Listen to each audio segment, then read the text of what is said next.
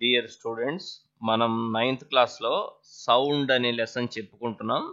ఇందులో already part 1 మీకు చెప్పేశాను నేను. అయితే చాలా రోజులైంది. ఇప్పుడు మనం పార్ట్ 2 చెప్పుకుందాం ఈ లెసన్లో. Sound waves are longitudinal waves. Sound waves అనేవి లాంగిట్యూడినల్ వేవ్స్. దానికి సంబంధించిన ఒక చిన్న యాక్టివిటీ చూద్దాం.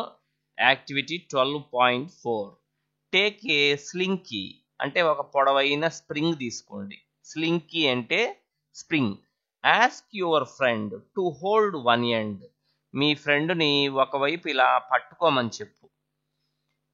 Now you hold the other end. రెండో వైపు నువ్వు పట్టుకో. Now stretch the slinky as shown in the figure.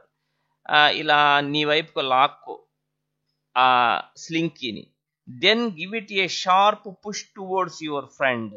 తర్వాత మీ ఫ్రెండ్ వైపు దీన్ని చేతితోటి అదుము. అంటే ఇట్లా వెనక్కు లాగావు కదా, లాగిన తర్వాత మీ ఫ్రెండ్ వైపు అదుము అనమాట. పుష్ అంటే నెట్టడం. What do you notice? నువ్వేం గమనించావు? ఇలా ఒక వేవ్ లాంటిది నీ వైపు నుంచి మీ ఫ్రెండ్ వైపుకు వెళ్ళటాన్ని గమనిస్తావు. If you move your hand pushing and pulling the slinky alternatively, what will you observe? నీ చేతిని ఇట్లా ఇట్లా ఇట్లా ముందుకు వెనక్కు అంటున్నావు అనుకో, అప్పుడు నువ్వు ఏం గమనిస్తావు? ఏం గమనిస్తామంటే ఒక రకమైన వేవ్ ఒకటి నీ వైపు నుంచి అటు వెళ్తుంటుంది. ఆ వేవ్ ఎలా ఉంటుందంటే ఒక చోట స్ప్రింగ్ ఏమో బాగా నొక్కబడినట్టుగా ఉంటుంది, ఒక చోట మళ్ళీ కొంచెం దూరంగా, మరలా కొంచెం కంప్రెస్ అయినట్టుగా, మరలా కొంచెం ఎడమగా అలా ఉంటుంది అనమాట. అదే ఒక రకమైన వేవ్. ఓకేనా? If you mark A dot on the Slinky, ఎక్కడైనా కావాలంటే రెడ్ ఇంక్ తోటి ఒక పెద్ద చుక్క పెట్టుకో. ఆ చుక్క ఏమవుతున్నదో చూద్దువు గాని. అంటే నీ చేతి నుంచి ఆ చుక్క ఏమైనా మీ ఫ్రెండ్ దగ్గరికి వెళ్ళిపోతున్నదేమో గమనించు. నువ్వు ఒక రెడ్ డార్క్ డాట్ పెట్టుకున్నావు కదా, అదేమి మీ ఫ్రెండ్ వైపు వెళ్ళదు. అక్కడే ఉండి ఇలా ఇలా ఇలా ముందుకు వెనక్కు అంటుంటుంది అనమాట. అది నువ్వు గమనించేది. ఓకే, అది మూవ్ బ్యాక్ అండ్ ఫోర్త్, ముందుకు వెనక్కు కదులుతుంది. Parallel to the direction of the propagation of the disturbance. అంటే ఇలా వెళ్తున్నది అనుకో డిస్టర్బెన్స్, ఆ డాట్ ఇలా ప్యారల్గా ఇలా మూవ్ అవుతుంటుంది అనమాట, ముందుకు వెనక్కు. అంటే నేను ఇక్కడ మీకు గీసి కూడా చూపిస్తా, జాగ్రత్తగా చూడండి. వేవ్ అనేది ఇలా వెళ్తుందనుకోండి, అప్పుడు ఈ నువ్వు రెడ్ ఇంక్తో డాట్ పెట్టుకున్నావు చూసావా, అది కూడా ఇలా ముందుకు వెనక్కు. అంటే ప్రాపగేషన్ ఆఫ్ ది వేవ్ అంటే తరంగము ఎటువైపు వెళ్తున్నదో దానికి ప్యారలల్గా అటు ఇటు మూవ్ అవుతుంటాయి. ఏది నువ్వు రెడ్ ఇంకుతో పెట్టిన డాట్ కాదు, అన్ని పార్టికల్స్ అలానే మూవ్ అవుతుంటాయి అన్నమాట. అది మనం గమనించింది. The regions where the coil becomes closer are called compressions. ఎక్కడైతే చిక్కగా ఉందో ఆ స్ప్రింగు, ఆ రీజియన్స్ ని కంప్రెషన్స్ అంటారు. And the regions where the coils are farther apart are called rarefactions. ఎక్కడైతే అవి ఎడమెడముగా కనిపిస్తున్నాయో అవి rarefactions. As we already know, sound propagates in the medium as a series of compressions and rarefactions. ఇలా series of compressions and rare factions వస్తాయి. నొక్కబడినట్టుగా ఉండే ప్రదేశం ఏమో కంప్రెషన్, దూరంగా ఉండే ప్రదేశం rare faction. Now we can compare the propagation of disturbance in a slinky with the sound propagation in the medium. నువ్వు ఈ రకమైన ప్రాపగేషన్ ఉంది చూసావా స్లింకీలో, దీన్ని మనం సౌండ్ ప్రాపగేషన్ తోటి కంపేర్ చేయొచ్చు. ఇక్కడ సౌండ్ కాదు వెళ్తున్నది, స్ప్రింగ్ లో ఒక వేవ్ వెళ్తున్నది, దీన్ని మనం సౌండ్ వేవ్ తో కంపేర్ చేయొచ్చు. These waves are called longitudinal waves. ఇక్కడ నీకు కనిపిస్తున్నాయి చూసావా వేవ్స్, ఇవి లాంగిట్యూడినల్ వేవ్స్ అన్నమాట. లాంగిట్యూడినల్ వేవ్ అంటే గుర్తుపెట్టుకోండి, వేవ్ ఎటు ప్రాపగేట్ అవుతున్నదో particles propagation of the wave కు ప్యారలల్ గా ముందుకు వెనక్కు గనక కదులుతున్నట్టయితే అలాంటి వేవ్ని లాంగిట్యూడినల్ వేవ్ అంటారు. అలా కాకుండా వేవ్ ఎటు ప్రాపగేట్ అవుతున్నదో దానికి పర్పెండిక్యులర్గా గనక పార్టికల్స్ పైకి క్రిందికి కదులుతుంటే అలాంటి వేవ్ని ట్రాన్స్వర్స్ వేవ్ అంటారు. 2 రకాలైన వేవ్స్ని గురించి మనం నేర్చుకుంటాం ఇక్కడ. Okay, next, the particles do not move from one place to another place, but they simply oscillate back and forth about their positions of rest. Particles ఒక ప్లేస్ నుంచి ఒక ప్లేస్కి వెళ్ళిపోవు, అది జాగ్రత్తగా గమనించాలి. మరి ఏం చేస్తాయి అవి? ఒక ప్లేస్ నుంచి అటు ఇటు కదులుతుంటాయి అంతే, ఆ ప్లేస్లోనే ఉంటాయి పార్టికల్స్. అక్కడ దాని నుంచి ముందుకు వెనక్కు కదులుతుంటాయి, దాన్ని ఆసులేషన్ అంటారు. అలా కాకుండా ఒక ప్లేస్ నుంచి ఇంకొక ప్లేస్కి వెళ్ళిపోతే దాన్ని డిస్ప్లేస్డ్ అంటారు. ఇక్కడ డిస్ప్లేస్ కావు, జస్ట్ ఆసులేట్ అవుతాయి అంతే. This is exactly how a sound propagates, hence sound waves are longitudinal waves. Sound కూడా ఇలానే వెళ్తుంది మీడియంలో, అందువల్ల సౌండ్ వేవ్స్ అనేవి లాంగిట్యూడినల్ వేవ్స్. ఓకేనా? నెక్స్ట్, ట్రాన్స్వర్స్ వేవ్ అంటే నేను ఇప్పుడే చెప్పున్నాను, వేవ్ ఇటువైపు ప్రాపగేట్ అవుతుంటే పార్టికల్స్ పైకి క్రిందికి కదులుతుంటాయి, అంటే ప్రాపగేషన్ ఆఫ్ ది వేవ్కు పర్పెండిక్యులర్గా కదులుతుంటాయి అన్నమాట. అలా కదిలితే అదే ట్రాన్స్వర్స్ వేవ్. తేడా మీరు గమనించే ఉంటారు, ఇందాక చెప్పిన లాంగిట్యూడినల్ వేవ్కు ఇప్పుడు చెప్తున్న ట్రాన్స్వర్స్ వేవ్కి. ప్రాపగేషన్ ఆఫ్ ది వేవ్కు ప్యారలల్గా పార్టికల్స్ వైబ్రేట్ అవుతుంటే అది లాంగిట్యూడినల్ వేవ్. అలా కాకుండా ప్రాపగేషన్ ఆఫ్ ది వేవ్కు పర్పెండిక్యులర్గా పార్టికల్స్ కదులుతుంటే అది transverse wave. There is also another type of wave called transverse wave. ఇదే అది.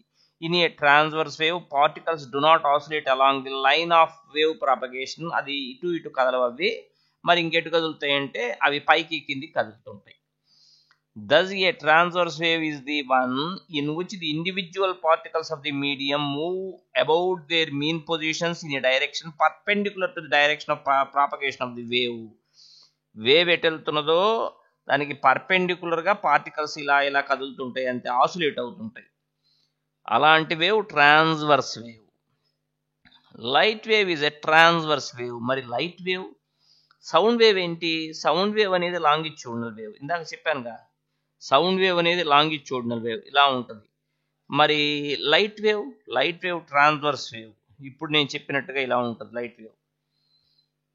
అంటే పార్టికల్స్ వైబ్రేట్ అయ్యే డైరెక్షన్ని బట్టి ఒకటి లాంగిట్యూడినల్, ఒకటి transverse. Light wave is a transverse wave, but for light the oscillations are not of the medium. Sir మరి medium particles పైకి కిందికి కదులుతుంటాయి అంటే అసలు మీడియం లేకపోయినా కూడా లైట్ వస్తుంది, కాబట్టి ఆసులేషన్స్ అనేవి మీడియం పార్టికల్స్ కాదు. అది మీరు పెద్ద క్లాస్లో నేర్చుకుంటారు. జస్ట్ మీరు నేర్చుకోవాల్సింది ఏంటంటే సౌండ్ వేవ్, లైట్ వేవ్స్ అనేవి ఏ వేవ్స్ అంటే ట్రాన్స్వర్స్ వేవ్స్. లైట్ వేవ్స్ అనేవి మెకానికల్ వేవ్స్ కాదు. మెకానికల్ వేవ్ అంటే ఏంటి? సాలిడో, లిక్విడో, గ్యాసో ఏదో ఒక మెటీరియల్ మీడియం ఉంటే దాంట్లో కనుక వేవ్ వెళ్తే అలాంటి వేవ్ మెకానికల్ వేవ్.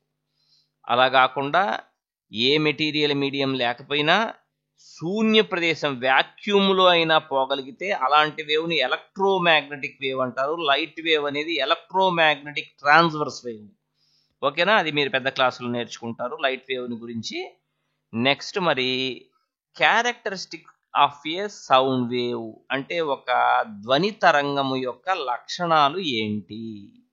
ధ్వని తరంగానికి ప్రధానంగా 3 లక్షణాలు ఉంటాయి. ఒక ధ్వని తరంగాన్ని, సౌండ్ వేవ్ని మనం డిస్క్రైబ్ చేయాలంటే 3 ప్రాపర్టీస్: దాని ఫ్రీక్వెన్సీ, దాని యాంప్లిట్యూడ్ అండ్ దాని స్పీడ్. ఓకేనా? దాన్ని బట్టి మనం డిస్క్రైబ్ చేయొచ్చు. A sound wave in a graphic form is shown in figure 12.8.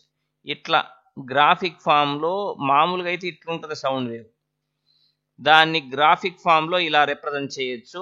ఎలా, దీనికి ఏంటి సంబంధం అనేది నేను ఇప్పుడు మీకు చెప్తా.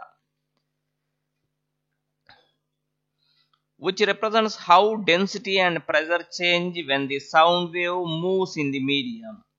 ఏంటిది జాగ్రత్తగా మీరు గమనిస్తే ఇలా దగ్గరగా ఉండే ప్రదేశాన్ని కంప్రెషన్ అంటారు. కాస్త దూరంగా ఉంటాయి చూసావా పార్టికల్స్ అన్నీ కూడా అవి రేర్ఫాక్షన్.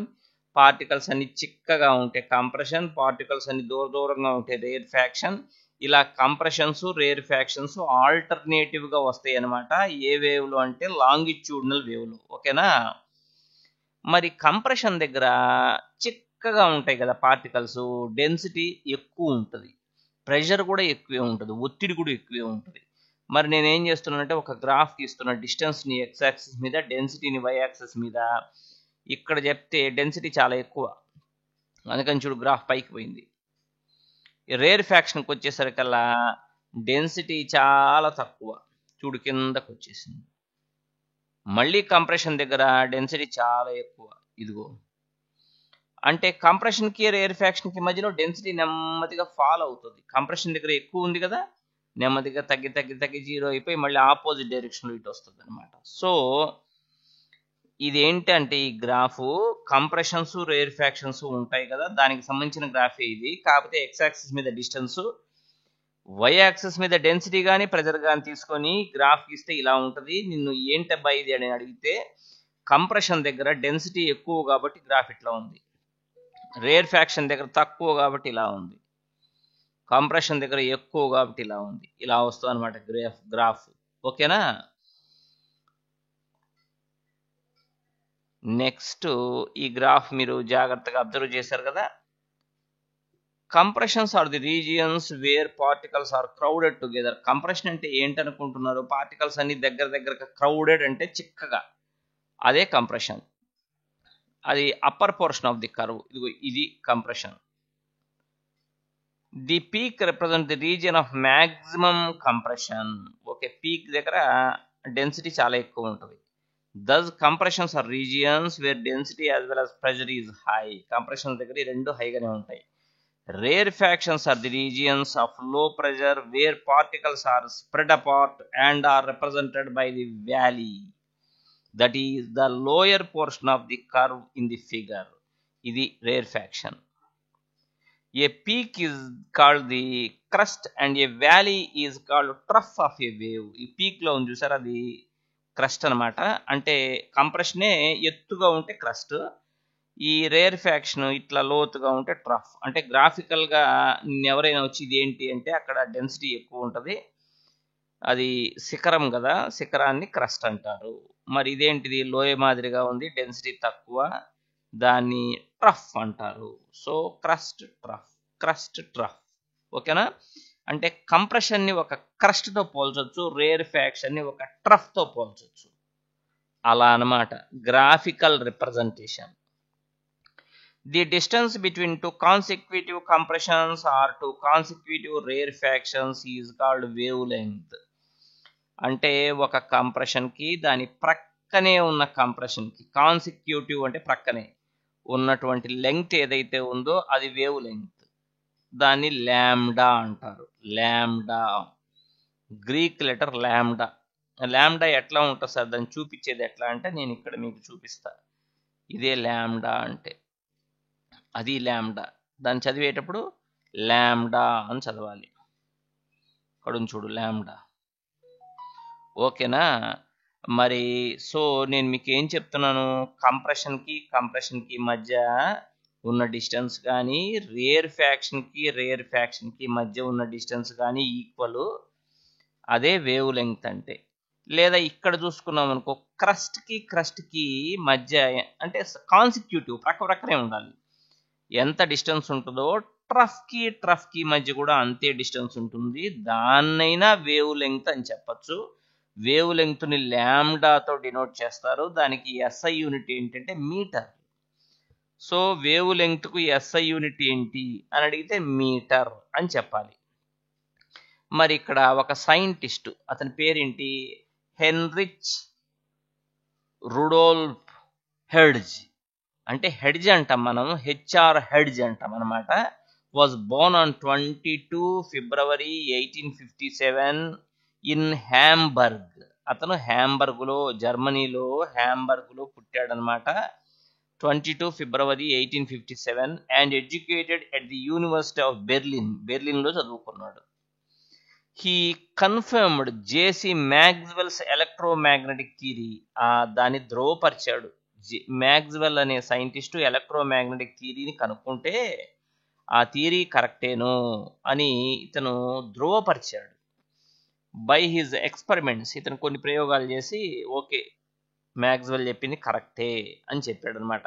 He laid the foundation for future development of radio. చాలా గొప్ప ఫౌండేషన్ వేశాడు, పునాదులు వేశాడు. దేనికి? ఫ్యూచర్లో radio, telephone, telegraph and even television ఇవన్నీ కూడా కనుక్కోవటానికి ఇతను ఒక పునాది వేసిపోయాడు. He also discovered the photoelectric effect which was later explained by Albert Einstein. ఇతను ఫోటో ఎలక్ట్రిక్ ఎఫెక్ట్ను కూడా కనుక్కుంటే తర్వాత క్లియర్గా ఎక్స్ప్లెయిన్ చేసింది ఎవరంటే Albert Einstein, the great physicist. The SI unit of frequency was named as hedge in his honour.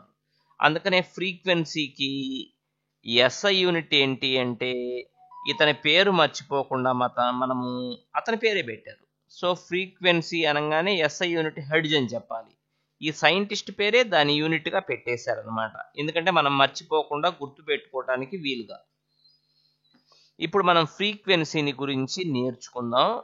కేర్ఫుల్గా మీరు కూడా అబ్జర్వ్ చేయండి. Frequency tells us how frequently an event occurs. ఒక ఈవెంట్, ఒక సంఘటన మరలా ఎన్నిసార్లు పునరావృతం అవుతుంది అనేదే ఫ్రీక్వెన్సీ. ఫర్ ఎగ్జాంపుల్కు 3 నెలల్లో నువ్వు హాస్టల్లో ఉన్నావు, మీ ఫ్రెండ్ కూడా హాస్టల్లో ఉన్నాడు. 3 నెలల్లో నువ్వు 4 సార్లు మీ ఇంటికి వెళ్ళొచ్చావు అంటే నీ ఫ్రీక్వెన్సీ 4 times. అదే 3 నెలల్లో మీ ఫ్రెండ్ 2 సార్లే ఇంటికి పోయి వచ్చాడు, అతని ఫ్రీక్వెన్సీ 2. అంటే నువ్వు అదే ఈవెంట్ని, అంటే మీ ఇంటికి వెళ్ళి వచ్చే ఈవెంట్ని నువ్వు 3 నెలల్లో 4 times ఫ్రీక్వెంట్గా తిరిగావు. అదే మీ ఫ్రెండ్ 2 times. సో నీ ఫ్రీక్వెన్సీ 4, అతని ఫ్రీక్వెన్సీ 2. అసలు ఇంకోటి వెళ్ళాలా, వాడి frequency 0. Suppose you are beating a drum. నువ్వు ఒక డ్రమ్ కొడుతున్నావు అనుకో, కర్ర తీసుకొని ఇట్లా డ్రమ్ని. How many times you are beating the drum per unit time is called the frequency of your beating the drum. డ్రమ్ని నువ్వు కొడుతున్నావు కర్ర తీసుకొని, అంటే అది మృదంగము ఏదో ఒకటి, దాన్ని నువ్వు వాయిస్తున్నావు అనమాట. నువ్వేం చేసావంటే కర్రతో కదా కొడుతుంది, 1 సెకండ్కు నువ్వు 10 సార్లు కొట్టావు, నీ ఫ్రీక్వెన్సీ 10. మీ ఫ్రెండ్ ఒకడు సెకండ్కు 15 సార్లు కొడుతున్నాడు దీన్ని, వాడి ఫ్రీక్వెన్సీ 15. ఇంకొకడు సెకండ్కు 2 సార్లే కొట్టగలిగాడు, వాడి ఫ్రీక్వెన్సీ 2 హెడ్జ్. అర్థమవుతుందా? దానికి హెడ్జ్ అనేది యూనిట్. ఓకే,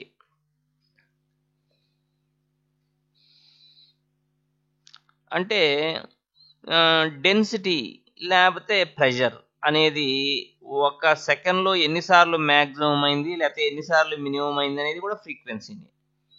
అంటే ఏంటి? ఫర్ ఎగ్జాంపుల్కు ఇక్కడ చూడండి, ఒక క్రస్ట్ వచ్చింది, ఇంకొక క్రస్ట్ వచ్చింది, 1 సెకండ్లో 2 క్రస్ట్లు వచ్చినాయి. అర్థమవుతుందా? అప్పుడు అదే దాని ఫ్రీక్వెన్సీ అవుతుంది. Okay, next. We know that when sound is propagated through a medium, the density, అది ఓకే చెప్పేశారు. The change in density from the maximum value to the minimum value again to the maximum value makes one complete oscillation. ఒక oscillation అంటే ఏంటి అంటే density ఇలా maximum value నుంచి minimum వాల్యూకి తగ్గిపోయి మరలా ఒక మ్యాక్సిమం వాల్యూని చేరితే దాన్ని ఒక ఆసిలేషన్ అంటారు. ఓకేనా?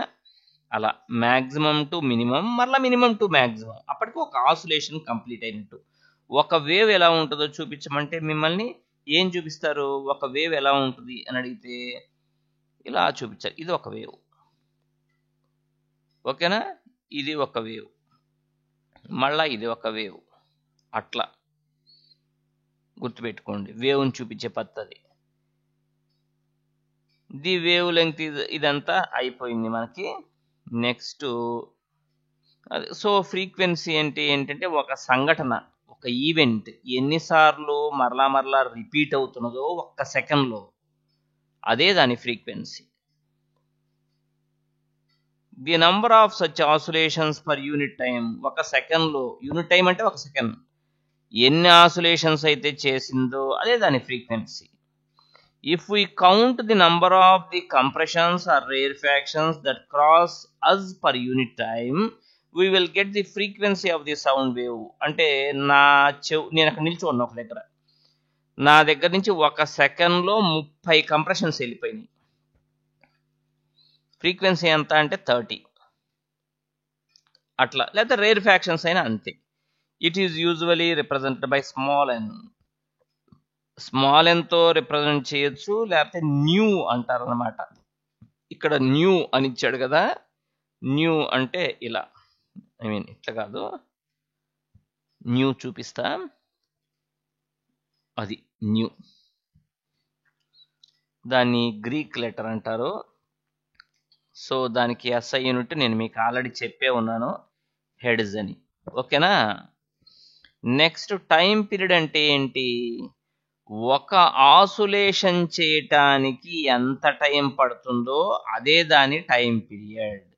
ఒక ఆసులేషన్ చేయటానికి అంటే నేను ఇక్కడ మీకు చూపిస్తాను చూడండి. ఇది ఏదో ఇంటి పైకప్పు, నేను ఒక దారం తీసుకున్నాను, దానికి ఒక లోహపు గుండు కట్టాను. దీన్ని సింపుల్ పెంజులం అంటారని మీకు తెలుసు. ఈ లోహపు గోళాన్ని ఇలా ఊపుతున్నా అనమాట. అప్పుడు అది అటు ఇటు ఆసులేషన్స్ అనేవి చేస్తున్నది. ఈ చివర ఏ దగ్గర నుంచి బయలుదేరుతుంది ఈ గోళము అంటే బాబ్ అంటారు, బిఓబి, బాబ్ అంటే చిన్న గోళం. మళ్ళీ ఆ చివర బి దాకా వెళ్ళి మళ్ళీ మధ్యలోకి వచ్చి ఏ దగ్గరికి వస్తుంది. ఇప్పుడు ఇది ఏ నుంచి బయలుదేరిందని చెప్తున్నాను కదా, ఆ చివర బి దగ్గరికి వెళ్ళి మళ్ళీ ఏకి వస్తే ఒక ఆసిలేషన్, మళ్ళీ ఏ దగ్గర నుంచి బయలుదేరి బి దగ్గరికి వెళ్ళి మళ్ళీ ఏకి వస్తే ఇంకొక ఆసిలేషన్. అర్థమవుతుందా? మరి ఒక్క సెకండ్లో అది ఎన్ని ఆసిలేషన్స్ అయితే చేసిందో అదే దాని ఫ్రీక్వెన్సీ. మరి టైం పీరియడ్ అంటే ఒక ఆసిలేషన్ చేయడానికి పట్టే టైం. అంటే ఒక ఆసిలేషన్ చేయడానికంటే ఈ చివరి నుంచి ఆ చివరికి వెళ్ళి మళ్ళీ ఇక్కడికి రావడానికి ఎంత టైం పట్టిందో అది దాని టైం పీరియడ్. టైం పీరియడ్ని క్యాపిటల్ టీ అనే లెటర్తో రిప్రజెంట్ చేస్తారు. దానికి ఎస్ఐ యూనిట్ ఏంటి అంటే సెకండ్. సెకండ్ ఫ్రీక్వెన్సీకి టైం పీరియడ్కి ఒక ముఖ్యమైన రిలేషన్ ఉంది. అదేంటి అంటే n is equal to 1/t. ఫ్రీక్వెన్సీని n అనుకో, న్యూ అనుకో, నీ ఇష్టం. New is equal to 1/t. New అంటే ఫ్రీక్వెన్సీ, టీ అంటే టైం పీరియడ్. అదే ఆ రెండింటి మధ్య ఉన్న రిలేషన్. ఓకే, నెక్స్ట్ పిచ్ అంటే ఏంటి? Pitch, A violin and A flute May both B played at the same time in an orchestra. మన ఇంటి ముందు నుంచి ఒక్కొక్కసారి ఆర్కెస్ట్రా బృందం వెళ్తుంటుంది. అంటే వాళ్ళ దగ్గర మ్యూజికల్ ఇన్స్ట్రుమెంట్స్ ఉంటాయి, అవన్నీ వాయించుకుంటూ పెద్దంగా సౌండ్ చేస్తూ వెళ్తుంటారు అనమాట. అది ఆర్కెస్ట్రా. అందులో చాలా ఇన్స్ట్రుమెంట్స్ ఉంటాయి, అన్ని కలిపి ఆర్కెస్ట్రా. వాళ్ళు వయలిన్ ఒకటి, ఫ్లూట్ ఒకటి వాయిస్తున్నారు ఒకేసారి. Both sounds travel through the same medium. రెండు కూడా గాలిలో నుంచే ప్రయాణిస్తున్నాయి. వయలిన్ నుంచి వచ్చిన సౌండ్, ఫ్లూట్ నుంచి వచ్చిన సౌండ్ నీ దగ్గరికి రావాలిగా, రెండు గాలిలోనే ప్రయాణిస్తున్నాయి. That is air and arrive at our ear at the same time. రెండు కూడా ఈ గాల్లో నుంచే కదా రావటం, నీ చెవిని రెండు కూడా ఒకేసారి చేరతాయి. Both sounds travel at the same speed irrespective of the source. Violin నుంచి వచ్చిన సౌండ్ ఎంత స్పీడ్తో వస్తుందో ఫ్లూట్ నుంచి వచ్చిన సౌండ్ కూడా అంతే స్పీడ్తో వచ్చి నీ చెవిని చేరుతుంది. But the sounds we receive are different. Of course రెండు గాల్లో నుంచే వచ్చాయి, రెండు కూడా ఒకేసారి వచ్చినాయి, నీ చెవిని చేరాయి. అయితే ఈ సౌండ్స్ అనేవి different. This is due to, ఎందుకని అంటే the different characteristics associated with the sound. Pitch is one of the characteristics. అంటే ఏంటి కారణం ఏంటి? రెండు వేరువేరుగా ఎందుకు వినిపిస్తున్నాయి అంటే, ఒకటి వయోలిన్ నుంచి వచ్చిన సౌండ్, ఇంకొకటి ఫ్లూట్ నుంచి వచ్చిన సౌండ్. దాని ఫ్రీక్వెన్సీ వేరు, దీని ఫ్రీక్వెన్సీ వేరు. అఫ్ కోర్స్ రెండు ఒకే స్పీడ్తో వచ్చి ఉండొచ్చు. స్పీడ్ సంగతి కాదు మనం మాట్లాడేది, ఫ్రీక్వెన్సీ రెండిటికి వేరు వేరు. అంటే మామూలు భాషలో చెప్పాలంటే దీని పిచ్ వేరు, వయలిన్ నుంచి వచ్చిన సౌండ్ పిచ్ వేరు, ఫ్లూట్ నుంచి వచ్చిన సౌండ్ పిచ్ వేరు. ఓకే, మీకు పిచ్ అంటే అర్థమైపోయింది. How the brain interprets the frequency of an emitted sound is called its pitch. ఒక సౌండ్ మన దగ్గరికి వస్తుంది కదా, మన బ్రెయిన్ దాన్ని ఎలా ఇంటర్ప్రిట్ చేసుకుంటుంది అనేది దాని pitch. The faster vibrations of the source, the higher is the frequency and the higher is the pitch, as shown in figure 12.9. High pitch అంటే ఏంటి, లో పిచ్ అంటే ఏంటి నీకు అర్థం అవటం కోసం ఇక్కడ చూపిస్తున్నాడు. ఇక్కడ చూడండి, ఆసులేషన్స్ అనేవి ఎక్కువేం రాల, అంటే ఫ్రీక్వెన్సీ తక్కువ. ఒక సెకండ్కు కొద్ది ఆసులేషన్సే వచ్చినాయి, మీకు కనిపిస్తుంది కదా. ఇదిగో నేను ఇక్కడ నుంచి ఇక్కడ దాకా ఒక ఆసులేషన్, అంటే ఈ పై నుంచి ఈ పై దాకా, లేదా ఈ కింద నుంచి మొదలు పెట్టుకొని ఆ కింద దాకా ఒక ఆసులేషన్, ఎట్లయినా చెప్పచ్చు. ఇక్కడేమి ఎక్కువ ఆసులేషన్స్ లేవు, ఇక్కడ ఆసులేషన్స్ ఎక్కువ ఉన్నాయి. సో దీని పిచ్ తక్కువ, దీని పిచ్ ఎక్కువ. అంటే ఫ్రీక్వెన్సీ తక్కువ ఉంటే పిచ్ తక్కువ ఉంటుంది, ఫ్రీక్వెన్సీ ఎక్కువ ఉంటే పిచ్ ఎక్కువ ఉంటుంది. పిచ్ అనేది ఫ్రీక్వెన్సీ మీద డిపెండ్ అవుతుంది. పిచ్ అనేది సౌండ్ యొక్క ఒక క్వాలిటీ, అది ఫ్రీక్వెన్సీ మీద డిపెండ్ అవుతుంది. ఇది చూడంగానే దీని ఫ్రీక్వెన్సీ తక్కువ, పిచ్ తక్కువ. ఈ డయాగ్రామ్ చూడంగానే దీని ఫ్రీక్వెన్సీ ఎక్కువ, సో పిచ్ ఎక్కువ అని చెప్పాలి. ఓకేనా, మీకు పిచ్ అంటే ఏంటో తెలిసిపోయింది. ఇంకా నెక్స్ట్ ఈ యాంప్లిట్యూడ్ అంటే ఏంటి అనేది మనం నెక్స్ట్ క్లాస్లో చూద్దాం. మీరు కరెక్ట్గా చూస్తున్నారు అనే దాన్ని బట్టి నేను నెక్స్ట్ క్లాస్ చెప్తాను, లేకపోతే వేరే ఇంకొక సబ్జెక్ట్ చెప్తా 9th కాకుండా. మీరు దీన్ని బాగా చూసారు అనేది నాకు ఎలా తెలుస్తుందంటే మీరు పెట్టిన కామెంట్స్, మీరు పెట్టిన లైక్స్, దాన్ని బట్టి నాకు మీరు బాగా ఫాలో అవుతున్నారు, మీకు బాగా ఉపయోగపడుతున్నది అని నాకు అనిపిస్తే నేను కంటిన్యూ చేస్తాను అనమాట. ఓకేనా, సో మీరు కూడా దానికి అనుగుణంగా రెస్పాండ్ కాండి. Okay, right.